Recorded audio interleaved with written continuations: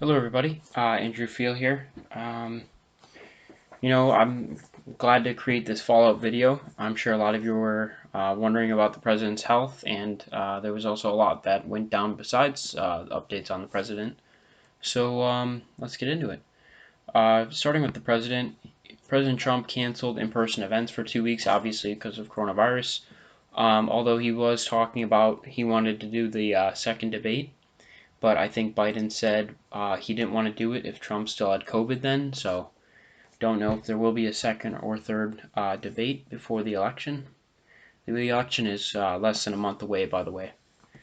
Trump was given an experimental drug treatment, showed symptoms early on, a low-grade fever, nasal congestion, and a cough. So Trump was transported to Walter Reed Medical Center in the Marine One chopper for precaution, they said. His doctors weren't trying weren't telling the full truth with President Trump's health. They said some things like we found out about his symptoms and everything like that, but they hid reports about his lungs and they weren't really honest about the president's health, which is not a good sign for our country when we can't even know how our president is doing medically. Trump was discharged from the hospital Monday, October 5th, which was how many days ago? Two days ago? Yeah, 2 days ago. He was only in the hospital 3 days, which is good. But I mean, yeah, that's actually a really good sign. His condition continued to improve, his doctor said. I think he hasn't shown symptoms, they said, the past 2 days. So that's good. I think, though, an article came out saying that Trump possibly could experience like worse symptoms after returning to the White House, because I think there have definitely been some cases, they say, where people experience like the worst of it, like the second week. So I'm not trying to scare people with the president's health or anything. I'm just saying that, you know, just because he came back from the hospital and everything doesn't mean that he's doing well. It just means that he's doing better than he was in the beginning. Let's see. Trump told America. Okay, it's hard to talk about this because it's so unbelievable. Immediately after coming out of the hospital, or when he was tweeting he was going to come out of the hospital, he said that the virus is not something to worry about. Okay, the commander in chief, the guy who's protected more than anybody in America, whereas people get tested every day, he screwed up and made it a lot more risky by not social distancing, not wearing masks and everything. But usually, the president of the United States is the most protected person in the world, right? From everything, including a disease. But he still got it. His inner circle, still got infected by the virus, and he was included. And he spent 3 days in the hospital. And it wasn't a mild case for him. It affected him pretty harshly. It sounds like. And while he's saying that, he wants to continue his coronavirus still isn't a problem, even though he just had to deal with it firsthand. He's still telling the American people it's not something to worry about. And by the way, in the fall, all the scientists are predicting it's going to be a lot worse when the flu comes around. So, I mean, to say that, it's unbelievable. It's not presidential, obviously. He was also administered a medicine to control inflammation, and he had 2 episodes of drops in oxygen. So, like I said, not a mild case for Donald Trump. He is a 74-year-old man with preconditions, so you have to expect that, basically. He was also on steroid therapy, and he returned to Walter Reed after like a photo op visit he had a photo op visit with supporters outside where he drove around in a Secret Service SUV and like wanted to wave to his fans. And since he was in the vehicle, he couldn't give COVID to other people, except for the Secret Service agents in the car with him. So they were wearing masks, which was good, but it still was a dumb decision, especially since he should have been getting better and not, driving around and everything like that. So it was a really poor decision on his part overall. Let's see. RNC, Republican National Convention Chairwoman, Republican National Committee, I think, Chairwoman Ronna McDaniel tested positive for coronavirus. Vice Pence, Vice President Mike Pence and his wife tested negative for coronavirus. That's a very good thing.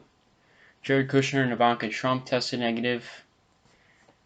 Yeah, I was saying they might have to cancel the second debate. I think they still might because it's scheduled for October 15th, and I think the president, even if he doesn't show symptoms, will still have it by then. So it doesn't look like it'll happen. Maybe it'll get rescheduled or something.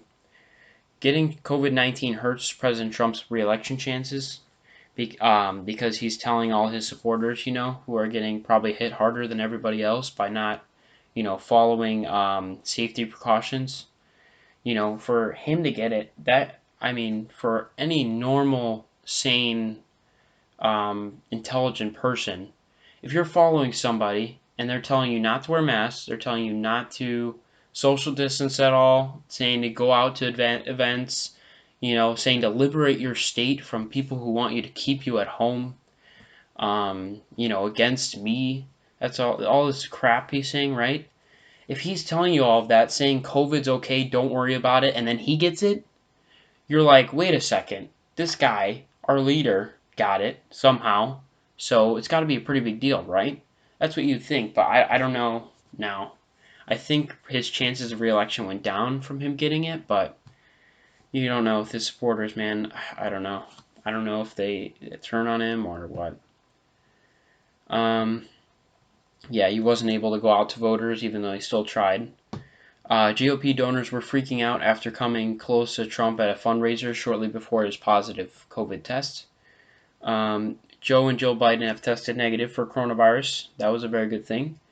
And it was funny on the debate, if you remember, Trump said something like, and Joe Biden always wears a mask, and he wears the biggest mask I've ever seen, or something stupid, right? And then he ends up getting it, and Joe Biden doesn't. So Biden did a good move. He pulled negative ads while Trump was in the hospital. Excuse me. I saw from the news very, I don't know, 4 instances of corruption. The first one was Pennsylvania Republicans wanted to create a committee to disrupt mail and counting for the election. They call it they called it like a committee to watch over the ballots to make sure that they're I forget their excuse. They were saying they wanted to create this committee to observe the results of the 2020 election while the 2020 election is going on, and that included like stopping ballots and everything like that. It's so messed up. It shouldn't even be processed, but it got past committee. A Pennsylvania Democrat, they were trying to stop it from getting to committee, but it passed. There was a state representative, Malcolm Kenyatta, a Democrat who was really trying hard to table the bill, was really wanting to stand up for democracy. So I wanted to shout him out because not only was he interviewed about it, but I saw the video clip and it was really amazing. A racist Republican chairman was motioning to call security on the black representative because he was speaking out on the issue and he wasn't, quiet about it like the chairman wanted him to be, trying to tell him his time was up beforehand before trying to get security to get him out of there. The Republicans could use this to cheat the election because there are going to be many swing states this time around. Florida, Pennsylvania, Ohio, Iowa. Um, there's a lot. Florida, there's going to be a lot of swing states this time around. Even some that were very hard red the last time. So I think the experts might be saying that Florida and Pennsylvania, I've been hearing, are like going to be the biggest swing states. Like that could go either way right now. That could end up determining the election. So this tactic could mean the Republicans could actually cheat the election. It's very well possible with how many times the Republicans are in control of things. Texas Governor Greg Abbott limited counties to one absentee ballot drop-off location. There was one Texas county, I forget the name, and I'm sorry for that, but they had, before this ruling by the Texas governor, they had 12 absentee ballot stations, and they were telling everybody that they did. And he announced this, by the way, the day before voting started. So he gives them like no time to change things around or like inform the people or anything like that, because he just doesn't care. And if you look at the polls and everything, Biden is making Texas close. I don't know if he's still leading Texas, but I know that it's like kind of a toss-up right now between him and Trump. So obviously this is why Governor Abbott's doing this. But it's crazy because, well, it's crazy in the first place, but the biggest county is the size of Rhode Island. I think about 2,000 miles, they say. And they have to go from 12 ballots to 1, which is just, it's so clear. It's voter suppression. It's really something. I'll just say that. Let's see. Oh, and another thing with Texas that was just as awful. I saw this today. The Republican Texas Supreme Court is not allowing mail-in voting in Houston. That's what the Texas Supreme Court, the state Supreme Court, said, that mail-in voting is not allowed in Houston, a Democratic, huge city in Texas. That is a huge, huge deal. That could cause Texas to go red if it was going to go blue before. It's really just unbelievable. That's how democracy dies. That's exactly how democracy dies. When Trump and Republicans say mail-in balloting is a fraud, right? It's fraudulent. And in certain areas like Houston, Texas, they don't allow it, or they try to screw it up. But in Florida and states where a lot of Republicans would do mail-in ballots, they say it's okay. So they're not saying mail-in ballots in general are bad, because in Florida, Trump is telling Republicans, go ahead and do mail-in ballots. But in certain states, he's saying that it's not okay. And the fact that Houston now has no mail-in ballots, and Texas is getting screwed with mail-in ballots as a whole now, like I said, it's just how democracy dies. And it's really sad. Because I think the fact that Trump won, even though the popular vote said that he lost, the majority of Americans did not want him president, I think democracy lost that day in 2016. But if Trump wins re-election by rigging this election, I think we won't be able to get democracy back. I think we will lose democracy in America forever if Trump wins by a clear rigging of this election. And it's really worrisome to me. The House of Representatives passed a $2.2 trillion stimulus package despite no government support, so Republicans are probably just going to shoot it down.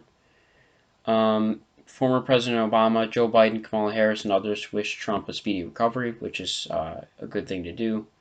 Attorney Bill Barr chose not to quarantine. I think he might have in the past day or so. I heard more recent reports saying that he was quarantining, but he was refusing to for a few days, which is really dangerous because he was exposed to COVID. Ron Johnson of Wisconsin was the third GOP senator to test positive in 2 days. Kellyanne Conway got it. Trump campaign manager Bill Stephan got it. Senator Mike Lee, a Republican of Utah, got it. Notice they're all Republican. Senator Thom Tillis of North Carolina got it. New Jersey Governor Chris Christie got the virus, and he checked himself into the hospital. White House press secretary got coronavirus. Kayleigh McEnany, I think her name is. Senior Pentagon leadership, including General Mark Milley, several members of the Joint Chief of Staff, are quarantining after exposure to coronavirus, because I think like the top Coast Guard member got coronavirus, so they all have to quarantine now, and that's a dangerous situation with high-ranking Pentagon officials. Trump campaign canceled planned TV ads in Iowa and Ohio, even as polls show he's neck and neck there with Joe Biden. 74% in a poll say the Senate should focus on COVID relief over the SCOTUS nominee, the Supreme Court nominee. A white Texas police officer in the city of Wolf City was arrested and charged with murder in a fatal shooting of Jonathan Price, a 31-year-old black man who officials say began to walk away as he was confronted. So I feel definitely for Jonathan Price's family. It seemed like he was an innocent person trying to break up a situation, and this cop who looks guilty shot him. This man killed Jonathan Price. Thankfully, though, the one good thing out of it is that he was charged right away with murder. So hopefully he goes to jail, maybe for the rest of his life. But there was some really sad news this morning that George Floyd's murderer, the man who actually stepped on his neck and killed him, Derek Chauvin, was released from jail today. I know a lot of people are going to be angry by this, and I am too. I'm like, okay, there were 4 officers there. I think 1 got released on bail right away. So there were 3, and I think a second guy got out. But Derek Chauvin, I think, was the guy that was kneeling on George Floyd's neck in the video. And he's able to just walk away. I think he's supposed to show up in court next year, but the fact that you can see him on the street after he, was on tape killing somebody, and the report said that George Floyd died by, not being able to breathe because this guy was standing on him, or, kneeling on his neck for, I think, 9 minutes. We're just in a really messed up world where that's okay. There's no good news from that. None. Nearly 3/4 of Americans said in a poll that Trump did not take the appropriate virus precautions. Well, duh. Over 1,500 alumni from Amy Coney Barrett's college signed a letter of concern. Rick Moranis, known for roles in Ghostbusters and Honey, I Shrunk the Kids movies, was randomly punched in the head in New York. It was captured on surveillance. He took himself to the hospital, but thankfully the 67-year-old actor said he's supposedly okay. Famous St. Louis pitcher Bob Gibson died at age 84. USPS is citing the Hatch Act in rejecting I think congressional requests to be able to tour their facilities to make sure the ballots are getting counted for and there's no voter fraud, or sorry, election fraud. So that's not a good sign when the USPS is doing all they can to not allow people or, members of Congress or, members of our government to make sure that, ballots are accounted for. That's why I'm voting in person. I don't want to risk it. But it seems like a lot of people have voted by mail already, so it's good that people are voting early. Trump told his representatives to stop talks with Democrats on new COVID-19 relief until after the election, which is very poor on his part. 2 high-profile ISIS members have been indicted on terrorism charges relating to the killing of 4 American hostages. So it's good that at least they were charged, but hopefully they can be captured or, taken as prisoners. But at least, they're called out, I guess. Biden got an endorsement from Dwayne "The Rock" Johnson, and he said that Kamala Harris was a certified badass. I love Dwayne "The Rock" Johnson, but I like him even more now that he's done that. I thought it was really cool. In terms of the NFL, big COVID information. Cam Newton got COVID, did not play, and the Patriots did pretty freaking bad without him. So that was pretty cool to watch. Even though the defense did well, the offense was just, man. something else. People were talking about the Bears offense. Oof. Let's talk about the Patriots offense. You know what I'm saying? So the NFL was already struggling with the virus because the Titans, they had to move that game and try and make it work. And now more Titans players have tested positive recently, and they're still not doing like in-person training, so they have to like train separately, I think. So big worry with that. The Bears, I think, underperformed in their games against the Colts, but they've got a game in 2 days, so. Or sorry, no, it's tomorrow. Yeah, tomorrow's Thursday. So I'm excited for that. Huge news this morning with the NHL because Matt Murray got traded to Ottawa, and the NHL draft started. Harvey Weinstein was charged with 6 more counts of sexual assault in Los Angeles. Hurricane Delta is increasing, expected to be a Category 4. It's making its landfall at Cancun before reaching the U.S. So, I hope you guys enjoyed the news that I was giving you guys. If you do, please like and subscribe. I appreciate the support I got these past couple of videos. It's been really awesome. But I think it said that like 98% of the people that watched my videos were not subscribed. So if you could please subscribe to my channel, I would really appreciate the support. It's free. You don't have to pay or anything to subscribe. And, you know, I'd really appreciate if you guys could support me in any way. So thank you for the videos. I'll be making them regardless, so you don't have to worry about it. But I hope you guys are staying safe and having a good rest of your day. Thank you.